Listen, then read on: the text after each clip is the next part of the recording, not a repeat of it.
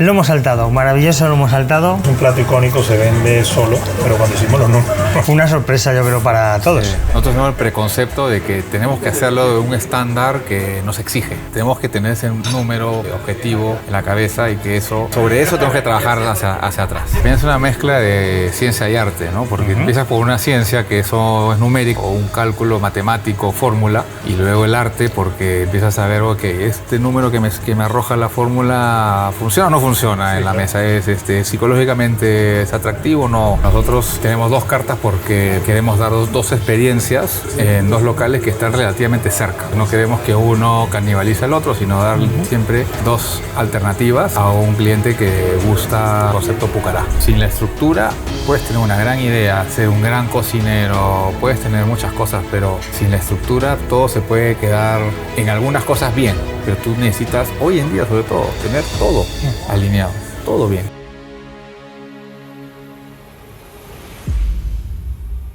Giancarlo y Patrick son primos, dueños de dos negocios de hostelería, Pucará Barra y Pucará Orígenes. Vinieron de Perú a Madrid para montar un local sencillo, una barra, la llenaron y montaron este segundo local. Después de este negocio se dieron cuenta de que la parte de gestión no era solamente el diseño o captar clientes. También había decisiones importantes como cuánto cuesta un plato, cuál se vende más y cuál es el más rentable para el negocio. Hoy nos abren las puertas para contarnos cómo se construye un negocio de alta cocina peruana en Madrid y cómo Talent Hostelería les ha ayudado a tomar decisiones que han sido un antes y un después para este negocio de manera rentable y escalable. Vamos a verlo. Patrick, Giancarlo, muchísimas gracias por habernos acogido en vuestro restaurante Pucará Orígenes. Hoy estamos aquí en Plaza de República del Ecuador número 2. Os quiero presentar a César, consultor de talent. Vosotros ya habéis trabajado bastante con él desde noviembre hasta mayo. Entonces, bueno, queríamos saber un poco cuál ha sido ese proceso, cuál ha sido esa evolución de trabajar mano a mano con César, cómo nos conocisteis y cuál era esa situación en la que empezasteis antes de trabajar con talent. A nosotros nos apareció la publicidad de un evento que organizaba Talent aquí en Madrid y que daba a conocer las herramientas distintas que se ponían en práctica, que se ponían a disposición de los clientes y que dijimos, vale la pena, ¿no? Lo comentamos, lo rebotamos entre nosotros y dijimos, oye, vale la pena ir a este evento a ver qué tal. Acá hay varias cosas que queremos hacer, que tenemos la idea de una forma hemos decidido que lo vamos a hacer, pero que seguimos postergando, que no encontramos el momento y a veces la estructura y el material, sí, pero son cosas que todos nos resonaban, ¿no? Resonaban, oye, esto hay que hacer, pero lo seguimos postergando. Entonces decidimos ir otros dos con nuestro chef ejecutivo y el día del evento salimos fascinados. O sea, la verdad que ese día lo organizaron muy bien, ¿eh? Muy bien, porque nos pusieron gente, dueños de restaurantes o líderes en diferentes negocios de restauración en España, que nos hacían ver cosas que ellos han hecho, que nosotros no lo teníamos todavía, pero que veíamos completamente necesario y era así se hace.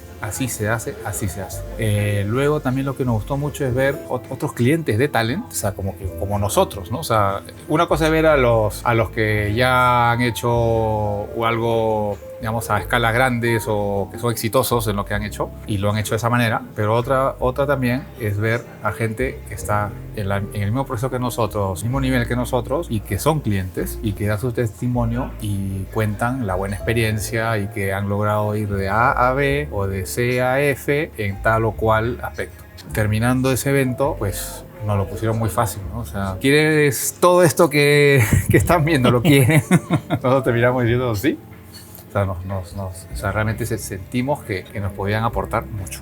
Y luego en el proceso de esos 6 meses que ha sido intenso, porque hemos tenido que quemarnos las pestañas y ir a los cursos y atender los vídeos, o las videollamadas en grupo y todo eso, y hacer la tarea, ¿no? Porque decían, no, tienes que terminar esto, hay que hacer los números así. Está mucho entregable, que eso ayuda a que no solo quede en el estudio, ahí en la biblioteca, sino también en la práctica, ¿no? Que todas estas cosas las terminemos implementando. Y eso ha sido muy importante. ¿Cómo ha sido, César, desde tu punto de vista de consultor? ¿Cómo entró Pucará Orígenes, en este caso, en Talent, a cómo están a día de hoy? Hombre, ellos entraron con una idea clara de lo que querían, que eso es muy importante, porque hay mucha gente que tiene una sensación de que pasa algo, pero no saben no saben qué pasa. Ellos tenían una idea muy clara de qué querían que fuera Pucará y la verdad es que eso es lo que acaba de decir Giancarlo. Yo cada cosa que les he pedido, ellos lo han hecho rápido, lo han hecho en forma, lo han hecho aprovechando además las reuniones, todas las conclusiones a las que llegábamos, lo han hecho luego implantándolo dentro de Pucará, con lo cual es típico cliente que da gusto trabajar con él porque le pido algo, lo entiende, lo hace y luego además lo pone en práctica. ¿Cuáles son los aspectos que hemos estado tratando o que creéis que más os han ayudado en estos 6 meses? Varios aspectos. Uno de ellos, importante, el orden de números, de cómo ver el negocio desde el punto de vista financiero. Siempre hemos llegado a la contabilidad y hemos tenido una idea, pero cuando nos ponen muy claro las metas, cuánto es el food cost meta que tenemos que tener, cuánto es el nivel de gasto en personal que tenemos que mantener y mecánicas para poder controlarlo, o sea, el uso de data, el uso de información, proyecciones, y en base a las proyecciones anticiparnos. O sea, todas son herramientas que nos han ayudado mucho a aterrizar algo que siempre hemos querido hacerlo, llevarlo de una forma u otra, pero con estructura, con data, con orden, cambia completamente. Es un aspecto muy importante. El aspecto de personal también, que está relacionado a lo que acabo de decir, pero justamente cómo ver que el servicio con los números tiene que darse el nivel de servicio que queremos dar, pero con el personal adecuado a cada momento, a cada turno, ¿no? Verlo de esa manera nos ha cambiado mucho y se han hecho una serie de cambios a raíz de eso. El otro aspecto ya más de marketing y todo, cómo atraer más gente, ¿no? O sea, hemos hecho cambios en nuestro community manager, en cómo nos queremos ver en nuestra página de Instagram, en nuestras redes sociales, cómo atraer más gente. Eso ha habido un cambio, pero es donde creo que todavía nos queda más por hacer. Estamos en un cambio todavía, pero sí, mucho se ha generado a raíz de los cursos y las charlas, no solo las charlas grupales, sino también las individuales que hemos tenido con el equipo, parte del equipo de talent en ese sentido.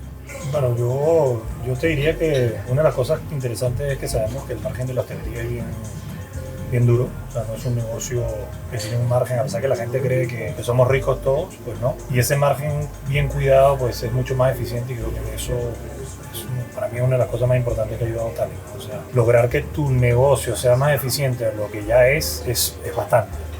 Entonces creo que toda esa información, como dice Giancarlo, personal, financiera, redes, horario, etcétera, ayuda un montón a que logres ser más eficiente con la estructura que tienes, pero tampoco puedes crecer en estructura porque tampoco te lo da el mismo margen. Entonces nos hemos hecho más eficientes y eso creo que ha sido un punto muy importante de apoyo de Talent. Y lo otro, que el profesionalismo que ustedes tienen de conocimiento del mercado ayuda mucho porque la hostelería en España y yo creo que en muchos países del mundo no tiene ese profesionalismo, es algo bien casero, es algo bien familiar, digamos, ¿no? Entonces no tienes el conocimiento y la preparación para tomar decisiones que te van a hacer rentables.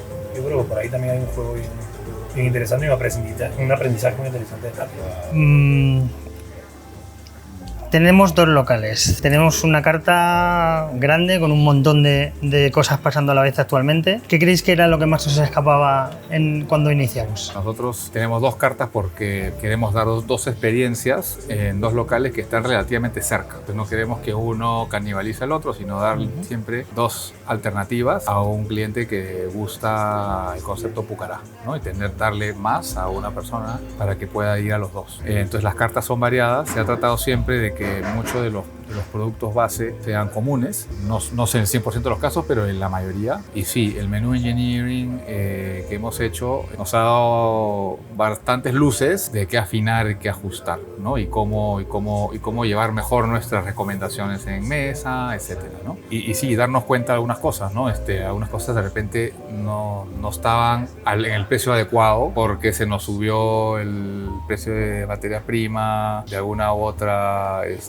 materia prima importante, y hay que hacer ajustes en todo ese aspecto en sala y en cocina y sala, porque en verdad es un juego de los dos, de mucho ahí, ahí sí, es verdad, nos faltó mencionar eso al principio, pero sí, ahí también ha habido... Sí, yo creo que esa sesión fue un antes, esa sesión de menú engineering creo que fue un antes y un después, sí. En total, creo que sacamos un montón de conclusiones muy buenas en esa sesión, sí, totalmente de acuerdo. ¿Realmente antes sabíais realmente cuántos costaba cada plato? Tenemos una idea, pero no real. No actualizada, o sea, se calculó cuando se hizo el plato y luego no se revisó y las cosas van cambiando. Y lo otro, también te das cuenta que la hostelería tiene mucha pasión, ¿no? Al final realmente la comida es pasión. A nosotros nos encanta comer y por eso estamos aquí. Porque ninguno venimos a la hostelería. También se mezcla la pasión. Entonces hay platos que no quieres quitar porque el lomo saltado es el plato más icónico peruano, por decirte uno. Pero ¿es rentable o no es rentable? ¿Vale la pena venderlo? ¿Vale la pena ofrecerlo o no vale la pena ofrecerlo? ¿No? Entonces vas entendiendo un poco cómo manejas tus platos, tu menú y tu oferta. Donde, mira, ahora justamente la siguiente pregunta era ¿cómo decidíais los precios de la carta? ¿Cómo se decidía? ¿Había una parte técnica o había una parte más pasional, más...? Yo creo que era técnico, pero no teníamos tanta materia como para entenderlo al 100%. Es que tradicionalmente en España antes se decía lo de coges el coste y lo multiplicas por 3 o lo multiplicas por 3,1. Por ahí va. Que eso es una cosa que ahora, hoy por hoy, con el proveedor cambiándote el precio todas las semanas, es un poco locura, ¿sabes? Al final es una mezcla de ciencia y arte, ¿no? Porque empiezas por una ciencia que eso es numérica o un cálculo matemático, fórmula, y luego el arte porque empiezas a ver, ok, este número que me arroja la fórmula, ¿funciona o no funciona en la mesa? ¿Es psicológicamente es atractivo o no? ¿Está bien posicionado o no? ¿Cómo le damos la vuelta para hacerlo? Sí. Tiene un poco de mano izquierda y mano derecha. Sí. Totalmente. Lomo saltado, maravilloso lomo saltado. Me encanta el plato, por cierto. ¿Cuál era vuestra sensación con el lomo saltado? Antes de que hiciéramos los números reales, ¿cuál era vuestra sensación con ese plato? Un plato icónico se vende solo, pero cuando hicimos los números... Fue una sorpresa, yo creo, para todos. Sí. Es que en la sesión, o sea, fue como... todos teníamos muy claro que era un plato que se vendía muchísimo, además con fotos, tuve en las redes y hay 200.000 fotos del lomo saltado, pero de repente cuando la aterrizamos fue como... que nos quedamos a cero. Lo ves como una estrella y sí, tiene su lado estrella, pero... Sí, pero a nivel de marketing. Claro, a nivel de marketing sí, pero a nivel de ganancia nos quedamos muy sorprendidos. ¿Y entonces decidisteis quitarlo? No se puede quitar. Lo hemos logrado. Eso es imposible quitar. No se puede quitar porque es muy icónico. Entonces lo que tengo que hacer es no empujarlo. Que se va a vender solo. Está en carta, pero no hay y allá hemos ajustado precios. Hemos trabajado también. Hemos trabajado bastante el plato. Y ya hoy por hoy no es que sea rentable, pero no... O sea, no es el más rentable, pero es rentable.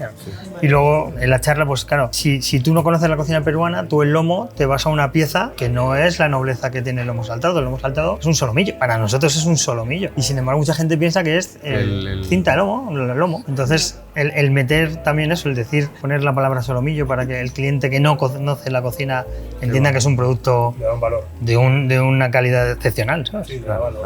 Porque subir el precio a ese plato lo tenéis en mente o... Sí, el otro lado ya lo subimos. Pequeños ajustes. Sí. Pero va bien, Hasta el final mejor es eso y empujar otros y que el que lo quiera lo pague. Porque ese plato lo va a pedir. Es muy icónico. Era una estrella de libro. En el menú Giner una estrella de libro. Era, no lo empujes, ajustamos para que sea más rentable y ya está. Exacto. Y al revés, ¿hubo algún plato que dijisteis que fue una sorpresa en el otro sentido de esto nos deja un margen que no esperábamos? Tartar de atún. Y la causa de pollo. La causa. Sí.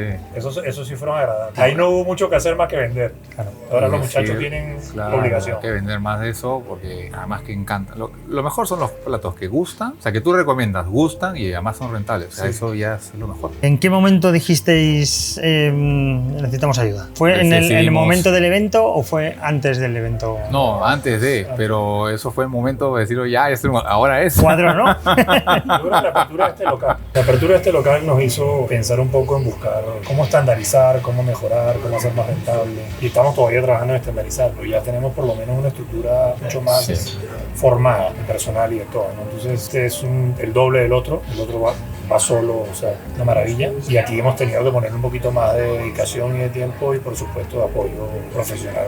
Para dar un poco de contexto, vosotros teníais, el primer local es una barra, literalmente, entonces decidisteis montar un segundo local, pero con otro concepto mucho más grande, modo restaurante, ¿no? Para poner un poco en contexto a... Sí, es restaurante también, pero es más informal. O sea, tiene una barra, pero tiene mesas también y tiene una terraza. Pero es un local más pequeño y más informal y te permite más ocasión de consumo. O sea, voy a celebrar algo especial, ahí sí. Voy en Slapsa, en chanclas, porque me provocó, estoy pasando por ahí y me provocó comerme algo, también. Es bien amplio. Eso y se ha posicionado de esa manera donde no hay barreras para entrar y comerte algo rico y pasarla bien. Este local, por la misma ambientación que tiene y todo, está más elegante, la gente está percibiéndolo más como busco una ocasión especial, ¿no? Para venir. Lo cual está bien, pero tiene sus retos más grandes, ¿no? Al tener más limitadas las ocasiones de consumo, tenemos que inventarnos más cosas y tratar de generar más momentos para atraer más gente, ¿no? Y llenar un lugar que es más grande. Entonces estabais en ese reto de, oye, ¿cómo doy un paso más a estandarizar una operación más compleja? Pero ya lo teníamos pensado, o sea, nosotros teníamos, de hecho, nosotros desde que comenzamos el proyecto hace ya 5 años, 6 años, teníamos pensado tener 3 unidades de negocio diferentes, todas con comida peruana. El primero fue el plan piloto, la barra, que ha resultado muy bien. Este es el segundo, que era un punto más arriba, y después todavía estamos trabajando en el tercero, que creo que no va más para arriba, sino al revés, un poquito más democrático. Más democrático, sí. Un punto medio, ¿no? Sí, o punto más abajo del barra. Un punto más rápido, más fácil, más operativamente fácil. Pero es verdad, volviendo al punto de Patrick, que cuando nosotros teníamos el primero y abrimos el segundo, nos vimos ya en la necesidad de oye, tenemos que estandarizar, tenemos que hacer manuales, tenemos que tener mayor control, ¿no? Y cuando vamos a la sesión de talent vemos que todo eso está ahí y me lo pueden dar. Es ahí donde hacemos clic, ¿no? Pero la necesidad ya la teníamos y la habíamos identificado, pero el cómo hacerlo, y siempre postergábamos la decisión de qué momento lo hacemos y cómo lo hacemos, y cuando vemos esto, acá está y está listo para consumir, es cuando damos el paso con ganas, ¿no? Y muy contentos, muy contentos con el resultado, con todo lo que hemos. Es como las novias, ¿sabes? Ya la conseguí. Vale, el anticucho de pulpo. Era el tercero más vendido, pero descubrimos que no nos dejaba margen por el precio que tiene el pulpo. Al final lo sacamos de la carta y metimos el de langostino. ¿Cómo explicasteis eso al equipo y al cliente? Al equipo simplemente... Lógica. Empujamos esto y esto lo sacamos de carta y si alguien te lo pide y lo ofrecemos por el plato que se consume. Pero no empujamos la venta. Y el cliente compra el de langostino y compra el de pollo. O sea, es que el cliente finalmente, si el equipo de venta es bueno, o sea, los chicos son buenos, venden. O sea, nosotros le decimos siempre a los muchachos, ustedes no son camareros, son vendedores. Entonces lo que tienes que hacer es vender. Y para vender, bueno, tienes que conocer a tu cliente, ver por dónde vendí, para vender, pero ya bueno. Pero por ahí fue que fuimos jugando. Yo creo que lo que intentamos fue un poco potenciar ventas hacia lo que nosotros queremos que se venda, sin decirle no al cliente ni quitarle tampoco algo que le pueda provocar. Y al no estar en carta, igual hay clientes que son frecuentes y vienen y yo quiero mi anticucho de pulpo. Bueno, ahí lo tienes. Está, a esos clientes está. Pero como dice Patrick, no estamos haciendo un esfuerzo de ofrecerlo ni empujarlo, pero el que lo quiere lo consigue. Ya hemos decidido hacerlo así. Mimamos al cliente. Otro plato que fue una revelación, el ceviche panceta. ¿Os acordáis? No se vendía porque yo como cliente español, que a mí me gusta la comida peruana, ¿vale? Pero como cliente español lo de la panceta cruda es un concepto que no... Lo cambiamos panceta cevichada, torrendos cevichados, todo eso. Esa idea ya la tenéis vosotros en la cabeza, fue a raíz de la reunión, ¿cómo llegamos hasta ahí? ¿Fue algo natural? No, yo creo que fue un consejo tuyo. O sea, ojo, aquí teníamos torrenos acevichados con nombre, pero fue porque nació ese nombre aquí. Así, allá sí era panceta cevichada. Pero yo creo que fue consejo tuyo, o sea, fue consejo de ustedes. El cambio por la interpretación que le puede dar el español, por el desconocimiento del producto, de que entienda que la panceta es cruda.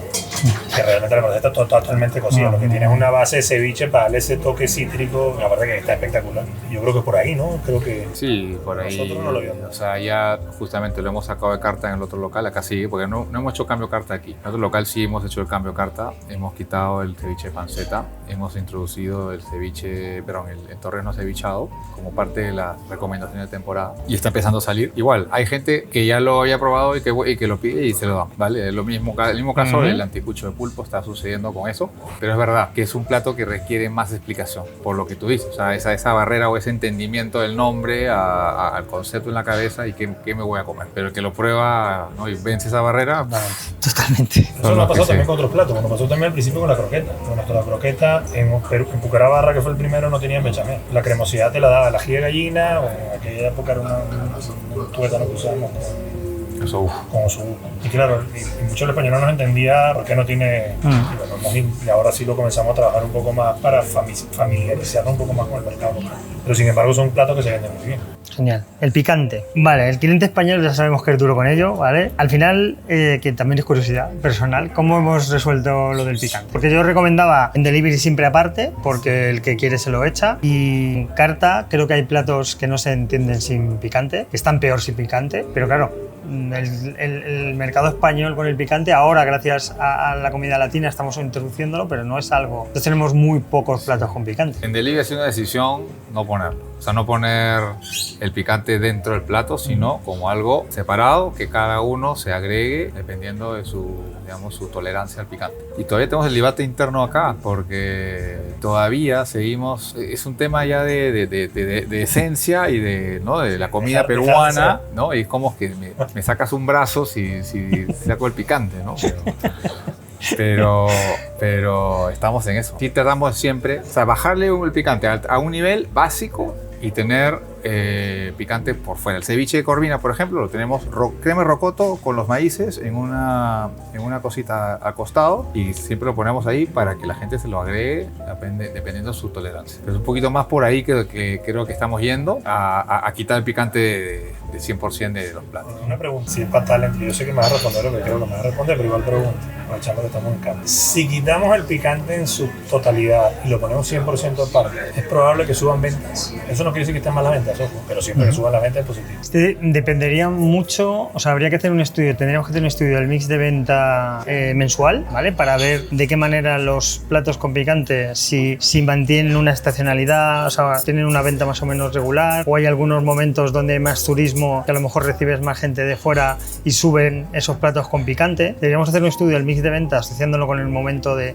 mercado, del tipo de clientela que viene. Si hay una correlación entre clientela externa y subida de aumento de picante, te digo que probablemente si quitamos el picante, las ventas de ese plato se disparen. Que no quiere decir que vayas a vender más, porque a lo mejor dejan de consumir otro plato para probar ese. Yo creo que hay platos, la comida mexicana, por ejemplo, nadie se plantea. Ha sido un debate que es una cosa curiosa, porque es más con la comida peruana. En la comida mexicana no hay un debate de si tiene que ser picante, ¿no? Se ha aceptado que hay platos que son picantes y si no te gustan, no los comes. Sí, claro. Es con la comida peruana donde ese debate ha aparecido. También yo creo que el hecho de que tengáis tal amplitud con la cocina Nikkei, con la cocina tradicional peruana, creo que facilita más el que la gente lo vea como menos traumático, ¿vale? No pasa nada por quitarle el picante, cosa que, por ejemplo, la cocina mexicana no se plantea. Tú no vas a un sitio mexicano y no te planteas algo que no esté picante. Es que el mexicano vende picante, claro, el peruano no vende picante. Pero hay platos... Es un complemento. Exactamente, hay platos que no tienen, para mí, entonces, opinión de César Donoso, no de analista de talent, César Donoso.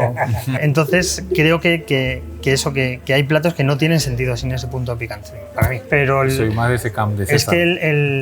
Es que aumentar el picante siempre es posible. Y además la cocina peruana tiene la virtud de que tú puedes agregar el picante y no matar el plato. No cambiarle el sabor. Tú hay cosas que lo agregas el picante una vez cocinado y ya está, ya sabe otra cosa. Te puede gustar o no, pero es otra cosa. Sin embargo, vuestra cocina admite el picante después del cocinado. Sí, con lo cual yo creo que yo bajaría el picante al mínimo y luego pondría picantes a discreción de los comensales. Pero no erradicaría el picante. Perfecto. También hay, bueno, en España es muy normal pedir un steel tartar y entonces el camarero te pregunta, oye, ¿cuál es tu nivel de picante del 1 al 5? Entonces tú le dices 2, 3, entonces de ahí claro, van jugando con... Sí. Y eso también, bueno, no sé si incrementaría la venta, pero puedes personalizar eso lo estamos haciendo. Ah, vale. Lo que pasa es que hay platos, por ejemplo, la leche de tigre tiene ají.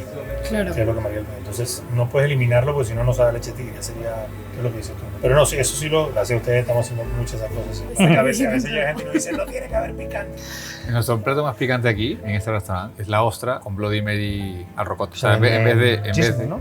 pica, lo que más pica, ¿vale? A veces se pasan en cocina y hay gente que ha botado fuego por la boca, ¿ya? Pero cuando está medido el picante, o sea que es picante, pero está medido, pica, pero la gente que lo prueba se queda impactada de lo potente, o sea, la experiencia. La experiencia es buena. Claro, es que como no tenemos cultura de picante en España, tú cuando le explicas a alguien que el picante lo que va a hacer es que te va a abrir un montón de sensaciones posterior a ese picante, que te abre mucho más la lengua, que detectas mucho más sabores, para nosotros es, no, yo como picante y ya no como nada más que picante. Claro, porque te puede anular todo el resto, claro, y eso es lo que no me pasa. Cuando estás educado y tienes, también hay un entrenamiento. El umbral va subiendo. Eso es. Eso pasa en la comida mexicana. Claro, yo en México, la primera vez que fui, me daban el picante que le daban a los bebés. Cuando empiezan a comer comida sólida, le dan... Yo me quería morir. Y me decía claro, yo fui por estudios y me decía mi directora de tesis, pero que esto se lo doy a mi nieto que tiene 1 año, César, que esto no te puede picar. Y yo...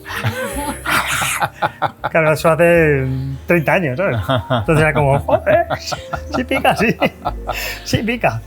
Vale, el cambio más difícil de hacer, intuyo que es el del picante, que estamos en él todavía. De acuerdo. Nunca, cualquier cambio que hagamos siempre va a tener detractores y defensores. ¿Creéis que en la subida de precio ha tenido alguien o alguien os ha verbalizado algo por las subidas de precio? Hasta ahora no. ¿O Vamos 1 o 2 semanas recién de haber hecho los cambios y no hemos tenido ningún tipo de reacción. Pero es que nuestros precios también están en el mercado, o sea, Sí. no estamos por Somos arriba del mercado, cuidadosos digamos. también, nosotros no queremos ser los más caros del barrio. Nunca, por, digamos, decisión propia no queremos vernos como el lugar más caro. Vale, hemos hablado del coste de personal. El ajustarlo, ¿qué supuso en el día a día? Bueno, ha tenido sus retos, ¿no? O sea, nosotros tenemos un servicio bien personalizado por mesa, entonces ese tipo de servicio necesita personal. Y ha habido sus retos, un martes, miércoles que consigues 2 camareros, pero bueno, el volumen de venta baja y se maneja. Y fines de semana está todo el equipo y a veces se sufre un poquito y participamos nosotros apoyando en sala. Pero se ha mantenido bien y se ha llevado bien y yo creo que se sostiene. O sea, creo que va bien. Pero fue un reto para nosotros porque nosotros tenemos el preconcepto de que tenemos que hacerlo de un estándar que nos exige, ¿no? Pero nos hemos retado a eso. Tenemos que tener ese número objetivo en la cabeza y que sobre eso tenemos que trabajar hacia atrás. Eso nos supuso un reto y una exigencia interna, pero creo que lo estamos logrando. Yo soy prescriptor, creo que soy vuestro seguidor más fiel en Instagram, siempre doy a me gusta y estoy muy atento a vuestras reseñas, no ha bajado. O sea, todo el mundo sigue hablando de la calidad de vuestro servicio. Desde fuera, desde luego, no se nota. No se nota. Sí. Es que eso lo hablamos mucho, que una cosa es la percepción que tú tienes por tu propio prejuicio de cómo ver las cosas y luego lo que detecta el cliente. Y esa es una discusión que tengo con muchos que ellos lo entendieron, pero hay algunos clientes que no lo entienden. Y el real es el cliente. Y el real es el cliente, claro. Porque tú siempre vas a detectar más cosas que el cliente. Sí. Siempre. Eso es algo lógico. Vale, venta sugerida. Habéis implementado la venta sugerida. ¿Qué tipo de incentivo al final queráis para el equipo y cómo lo gestionáis? Con el equipo, nosotros tenemos desde hace ya tiempo, desde que abrimos, tenemos un incentivo por venta. ¿Sí? Entonces, hemos manejado el incentivo por venta. Lo que hemos es motivado la venta, o sea, motivado el ejercicio que se hizo de Menu Engineering para que entiendan que con eso es más eficiente llegar a la meta. Entonces lo hemos trabajado a ese punto, ¿no? O sea, te estamos ayudando a que la meta sea más fácil para ustedes. Y la meta es un porcentaje de venta que se reparte entre los muchachos. Y aquí ha sido un poco más difícil porque todavía estamos en una etapa de crecimiento, pero ya están logrando 8 meses al año meta. A mí hay algo que me ha parecido súper interesante, Patrick, que has dicho que los camareros no son simples camareros, sino son vendedores. Sí, claro. ¿Cómo consigues que esa persona, que ese personal tradicional se acostumbre a vender todo el rato? No tenemos gente tradicional. Nosotros no contratamos camareros con mucha experiencia ni profesional. Tuvimos una vez uno que nos ayudó a entender el servicio en España. Hay que entender el cliente de aquí no es el mismo cliente de Perú, ni el de Costa Rica, ni el de ningún lado. Y nos ayudó a entenderlo, pero una vez que nos ayudó a entender salió y nosotros educamos al personal. O sea, nosotros trabajamos con ellos y le decimos esto así, esto así, esto así. Ya los mismos muchachos que tienen más de uno que tiene 4 años con nosotros, desde que abrimos. Y ellos nos ayudan a hacer entender a los muchachos. Entonces son chicos que se crean aquí y que adoptan nuestra manera y nuestra forma. Y así es que lo hemos logrado. Yo creo que ha sido así, básicamente, ¿no? Ha sido boca en boca. Sí, más nuestro estilo, ¿no? Un estilo que definimos en un momento, se hizo en el estilo, ¿no? Con diferentes participadores o actores, digamos, que nos ayudaron a lograr nuestro estilo, pero desde ahí ya es un estilo que hemos querido mantener y que la gente, los clientes agradecen, nos agradecen a nosotros, ¿no? Qué buen servicio, y ese camarero tal, ese camarero tal. Sí. Así. Los mencionan también. Sí. Lo otro también es que lo tenemos bien mimado, ¿no? Nosotros mimamos mucho al personal. Le damos buena alimentación, le damos bebida cuando quieren, o sea, nos tenemos contentos. Sí, porque la rotación del personal ahora mismo es complicada. Es alta. Siempre es alta. llegan algunos, pero en general se mantiene bastante. Qué bueno. Vale, vosotros tenéis una reunión semanal de socios en las cuales decidís todas las cosas. ¿Esas reuniones, esa dinámica o lo que veis ha cambiado desde que tenéis esta nueva perspectiva, esta nueva forma de entender el negocio? Y mucho más aterrizada a números, digamos, a lo que hemos logrado, a planeamiento, a proyecciones, qué ha pasado en la semana o junio. ¿Qué está pasando en junio? Diferente a mayo, diferente a junio del año pasado. Estamos viéndolo con data, ¿no?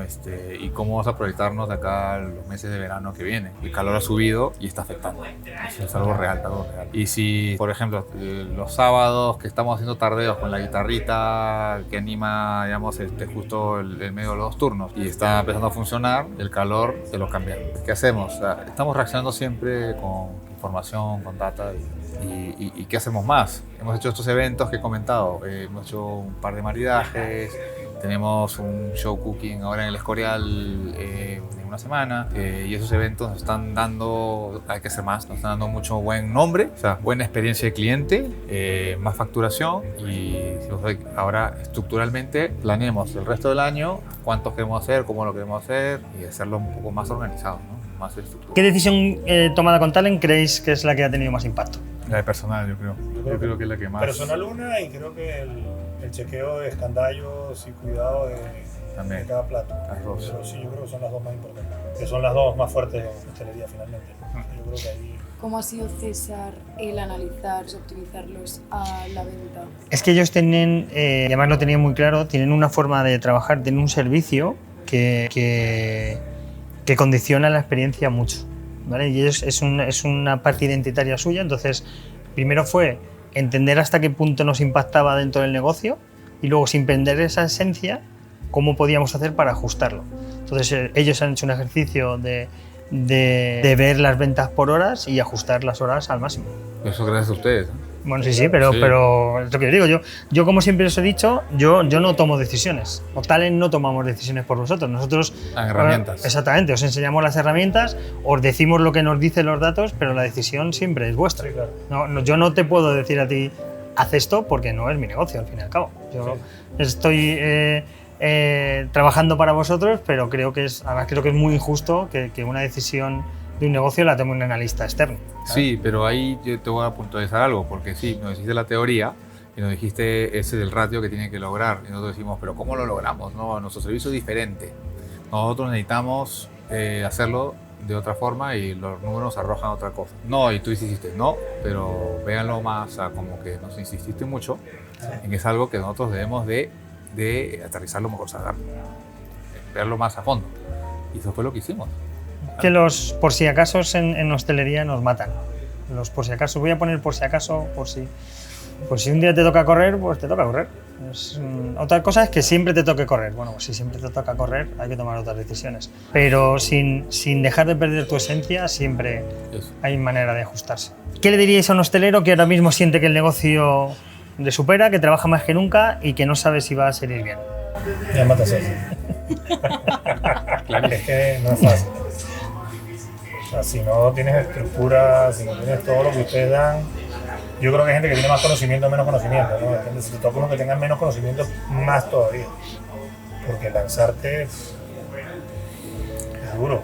Es que yo también opino igual que, o sea, sin la estructura puedes tener una gran idea, ser un gran cocinero, puedes tener muchas cosas, pero sin la estructura todo se puede quedar en algunas cosas bien. Pero tú necesitas, hoy en día sobre todo, tener todo alineado, todo bien.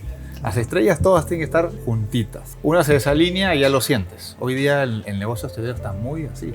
Está muy metido y muy con todas las presiones juntas. Costes, personal, rotación y luego atraer clientes.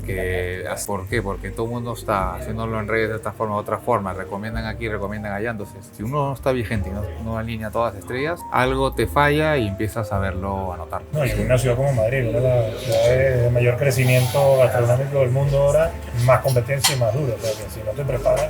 Sí, el otro día leí en un artículo del Escorial americano que decían eso, que Madrid era la capital gastronómica más excitante de todo el mundo ahora mismo. Que genial, pero claro, eso hace que si nosotros teníamos un ratio que 1 de cada 5 cerraban, pues ahora imaginaros. Vale, si pudierais resumir lo que ha supuesto Talent para Pucará en una frase, ¿cuál sería? Eficiencia, estructura, sistema.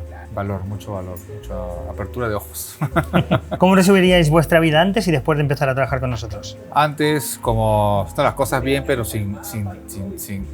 con el mapa un poquito borroso y ahora el mapa mucho más claro. O sea, esa es la realidad. O sea, sentimos más con las riendas en la mano. ¿Qué le diríais al Patrick y al Giancarlo que llegaron a Madrid hace años viendo dónde estáis hoy? Te dije que lo íbamos a lograr.